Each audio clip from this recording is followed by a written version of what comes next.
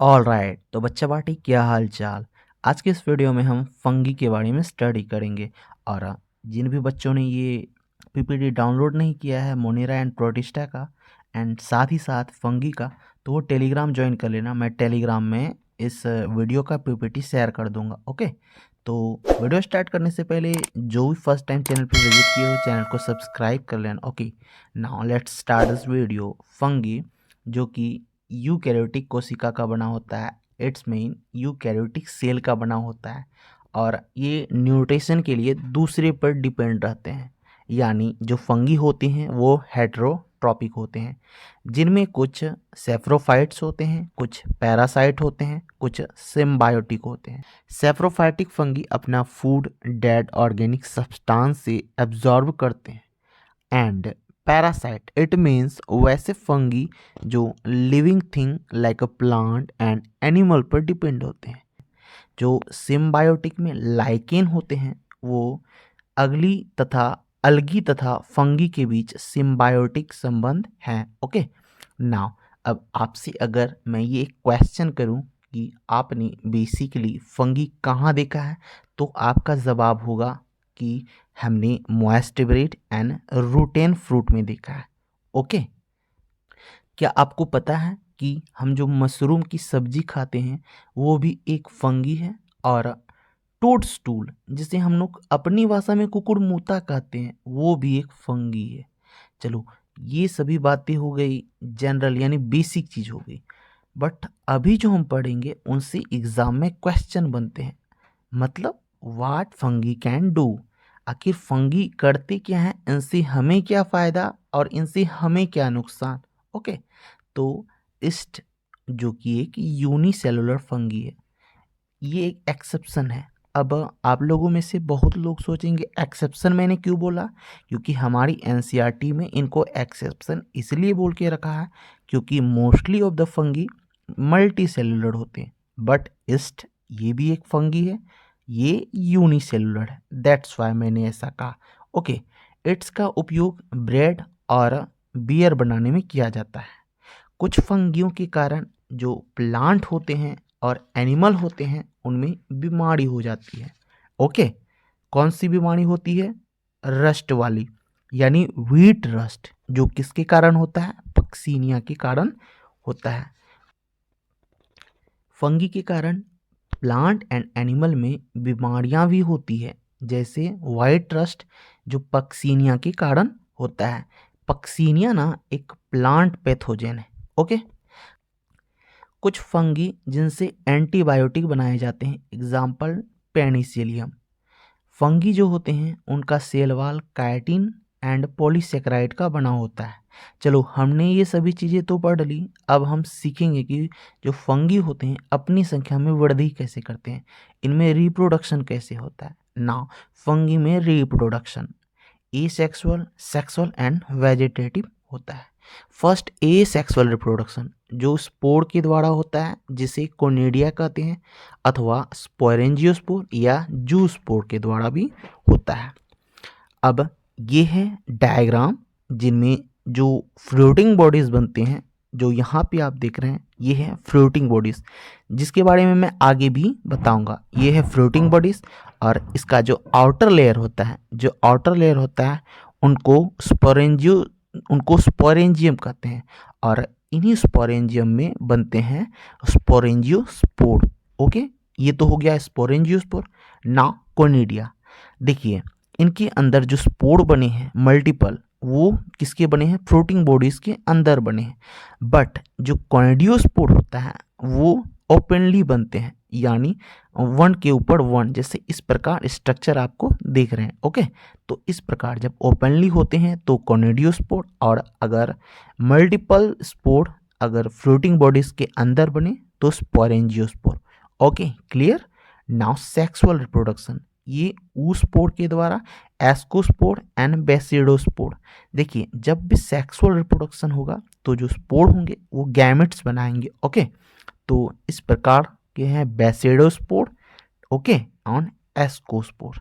Now fungi are filamentous, जो fungi होते हैं वो फिलामेंटस होते हैं, और इसकी जो बॉडी होती है वो long cylindrical and thread like structure होते हैं। ओके, जैसा कि इस फिगर में देख रहे हैं आप, और इन्हीं को हम लोग हाइव कहते हैं। ओके, और जो हाइव का ये नेटवर्क होता है इन्हें ही हम माइसीलियम कहते हैं। अब इनमें दो डिफरेंसेस आपको दिख रहे होंगे, एक जिनमें सेप्टम अवेलेबल होते हैं, ओके, जिनको सेप्टेट हाइव कहते हैं, और जिनमें सेप्टेड नहीं होता है यानी सेप्टम नहीं होता है उसको सीनोसाइट हाइव कहते हैं। और एक बात नोट कर लीजिएगा, जो हाइव होते हैं इनमें ना कोशिका द्रव होता है यानी साइटोप्लाज्म होते हैं। Now division of fungi, fungi में हम लोग अब डिवीजन को देखेंगे, जो किसके आधार पे होते हैं, मॉर्फोलॉजी ऑफ द माइसीलियम के आधार पे, और स्पोर फॉर्मेशन तथा फ्रूटिंग बॉडीज के आधार पे इनको डिवीजन किया गया। ओके, ये एक्वेटिक हैबिटेट, वुड मॉइस्ट और डैम्प भरे स्थानों में पाए जाते हैं। कुछ फाइकोमाइसेटीज जो होते हैं वो पौधे पर ऑब्लिगेट पैरासाइट की तरह रहते हैं। फाइकोमाइसेटीज के माइसीलियम एस्पेक्ट, फाइकोमाइसेटीज के माइसीलियम एसेप्टेड और सिनोसैटिक होते हैं। एसेप्टेड यानी सेप्टेड एब्सेंट होता है, जब ए लग जाए तो समझ लीजिए वो एब्सेंट है। कोमाइसेटीज में reproduction asexual and sexual both होते हैं। ओके, नाउ ये है डायग्राम जो पैरासाइट के रूप में प्लांट में। नाउ एसेक्सुअल रिप्रोडक्शन जूस्पोर तथा एप्लेनोस्पोर द्वारा होता है। नाउ जब फ्रूटिंग बॉडीज में फ्लाजिला वाले स्पोर बनते हैं लाइक दैट, तो वो मोटाइल स्पोर होते हैं। यदि स्पोर राउंडेड शेप्ड हो जिनमें फ्लाजिला नहीं हो वो नॉन मोटाइल स्पोर होते हैं like aplanospore. Now sexual reproduction, जो सेक्सुअल रिप्रोडक्शन होता है वो जाइगोस्पोर बनाते हैं जो कि गैमेट के फ्यूजन से होता है। जो ये गैमेट होते हैं ना, ये स्पेलिंग यहाँ पे मिस्टेक हो गया, ये आप ठीक कर लीजिएगा गैमेट्स को, GAMET, गैमेट्स। जो गैमेट्स होते हैं उनसे वो आपस में फ्यूज़ करते हैं, फ्यूज़ करके बनाते हैं जाइगोस्पोर। ओके, चूँकि स्पोर वाला जाइगोट बन रहा है इसीलिए इनका नाम है जाइगोस्पोर। ठीक है, अब कंडीशन ये देखिएगा, ये जो गैमेट होते हैं ये गैमेट ना या तो सिमिलर हो सकते हैं या डिसिमिलर हो सकते हैं। अगर सिमिलर हुए तो आइसोगैमस और डिसिमिलर हुए तो ऊगेमस। ओके, और जब ये गैमेट्स आपस में फ्यूज करते हैं तो जाइगोस्पोर बनाते हैं, एंड जाइगोस्पोर फिर डेवलप करते हैं, फ्रूटिंग बॉडीज बनाते हैं। इनके अंदर बहुत सारे स्पोर बनते हैं और ये कुछ ऐसे कंडीशन आते हैं जब ये स्पोर फट के बाहर आ जाते हैं एंड फिर अपना डेवलप करते हैं। ओके, तो इस प्रकार जो ये आप डायग्राम देख रहे हैं ये माइक्रोस्कोपिक व्यू है। इसमें ना दो प्रकार के गैमेट जो है कि आपस में फ्यूज करके जाइगोस्पोर बनाएंगे। ओके, तो नेक्स्ट है इसके कुछ एग्जाम्पल फाइकोमाइसेटीज के, जैसे म्यूकोर राइजोपर्ट्स यानी जो ब्रेड मॉल्ड आपने देखा उसमें, और अल्ब्यूगो यानी पैरासाइटिक फंगी ऑफ मस्टर्ड, जैसा ये और ये। ओके, अब जो हम हैं एस्कोमाइसेटीज देखते हैं। एस्कोमाइसेटीज सेक लाइक फंगी होते हैं। ओके, ये मल्टी सेलुलर होते हैं, एग्जाम्पल पेलिसिनियम। रेयरली ये यूनिसेलुलर होते हैं। ओके, यूनिसेलुलर जैसे मैंने बताया पीछे, और यहाँ भी है एग्जाम्पल ईस्ट। तभी मैंने इसीलिए इनको एक्सेप्शन बोला था, क्योंकि जो ये होते हैं मल्टी सेलुलर होते हैं मोस्टली, बट एक्सेप्शन में आप ईस्ट ले सकते हैं क्योंकि ईस्ट एक फंगी है बट यूनिसेलुलर है। Okay, they are saprophytic and decomposer. ये जो होते हैं एस्कोमाइसेटीज फंगी ये सेप्रोफाइटिक होते हैं और डीकम्पोजर्स होते हैं। तो फर्स्ट मैंने जब स्टार्टिंग किया था फंगी के बारे में तो मैंने जब वहाँ जनरल इनके जनरल स्पेसिफिक के बारे में बताया तो वहाँ तो मैंने बता ही दिया था कि कुछ सेप्रोफाइटिक होंगे, कुछ पैरासाइटिक होंगे, जैसा कि हमने अभी इनसे पहले देखा फाइकोमाइसेटीज में पैरासाइटिक। ओके, तो ऐसे देखने को मिलेंगे, इसीलिए स्टार्टिंग में ही मैंने जनरल स्पेसिफिक कैरेक्टर्स बताए हैं फंगी के। ओके, कंटिन्यू करते हैं। ये कुछ एस्कोमैसिटीज फंगी पैरासाइट और कोप्रोफिल्स होंगे जो कि किस पे ग्रो होंगे, ये डंक पे ग्रो होंगे, ओके, डंग में, ओके। माइसिलियम जो है ये ब्रांच्ड एंड सेप्टेट होते हैं, यानी एस्कोमैसिटीज के जो माइसिलियम होंगे, माइसिलियम किसे, जैसा मैंने बताया अभी माइसिलियम क्या है, इसीलिए मैंने पहले माइसिलियम के बारे में बताया। इनके जो माइसिलियम होंगे वो ब्रांच्ड होंगे एंड सेप्टेट होंगे। ऑब्वियसली अगर ब्रांच होंगे तो वो सेप्टेट होंगे। सेप्टेट के बारे में मैंने क्या बताया, जैसे ये है माइसिलियम, माइसिलियम में अगर ये ब्रांच ब्रांच ब्रांच है, ओके, तो 12 ब्रांच होंगे इसमें बहुत सारे, और ये सेप्टेट होंगे। तो ये क्लियर हो गया। नेक्स्ट, इनमें जो रिप्रोडक्शन होता है वो एसेक्सुअल एंड सेक्सुअल दोनों होता है, बट इनमें वेजिटेटिव रिप्रोडक्शन नहीं होता।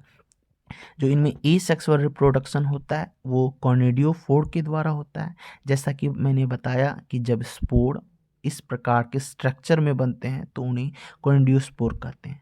और सेक्सुअल रिप्रोडक्शन ये एस्कोकार्प्स के द्वारा होता है। इनके कुछ एग्जाम्पल हैं जो कि यहाँ पे मैं इंसर्ट किए हुए हैं, इनको आप पढ़ लीजिएगा।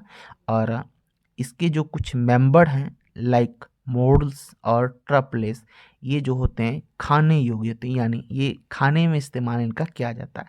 जैसा कि हमने बताया ना कि जो हम लोग मशरूम की सब्जी खाते हैं वो खाने में इस्तेमाल करते हैं। देखिए फंगी जो होते हैं कुछ हमारे लिए बेनिफिशियल है तो कुछ हमारे लिए डिजीज का कारण बन जाती है। बेसिडोमाइसिटीज में मशरूम, ब्रैकेट फंगी और पफ बॉल आते हैं।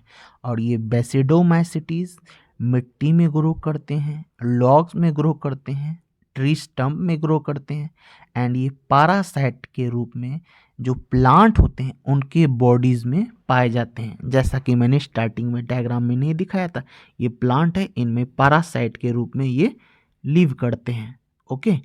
इनमें जो रिप्रोडक्शन होता है वो एसेक्सुअल और सेक्सुअल दोनों ही नहीं होता है, बिकॉज इसमें सेक्स ऑर्गन एब्सेंट होता है, बट इनमें वेजिटेटिव रिप्रोडक्शन होता है जो कि फ्रेगमेंटेशन के द्वारा होता है। इनके कुछ एग्जाम्पल हैं मशरूम, समट, पक्सीनिया। पक्सीनिया के कारण जो व्हीट रस्ट हुआ था वो पक्सीनिया के कारण ही होता है। जितने भी रस्ट होंगे वो फंगल वाले वो पक्सीनिया के कारण होंगे। नाउ ड्यूटेरोमाइसिटीज, ड्यूटेरोमाइसिटीज के जो माइसिलियम होते हैं ये ब्रांच्ड होते हैं, अगर ब्रांच होंगे तो सेप्टेट होंगे। Clear, okay. Some members are saprophytes, इनके जो कुछ मेंबर होते हैं वो सेप्रोफाइट्स होते हैं, कुछ पैरासाइट होते हैं, और कुछ डीकम्पोजर का भी काम करते हैं, और कुछ यानी हल्की मात्रा में जो मिनरल रिसाइकलिंग में हेल्प करते हैं। और इनके कुछ एग्जाम्पल हैं, ये यहाँ पे आप स्क्रीनशॉट लेके पढ़ लीजिएगा। अल्टनेरिया, कोलेटोट्रिकम एंड ट्राइकोडर्मा, ओके। तो ये वीडियो अच्छा लगा हो तो वीडियो को लाइक, शेयर और सब्सक्राइब जरूर करना। जल्द ही मिलते हैं नेक्स्ट वीडियो में।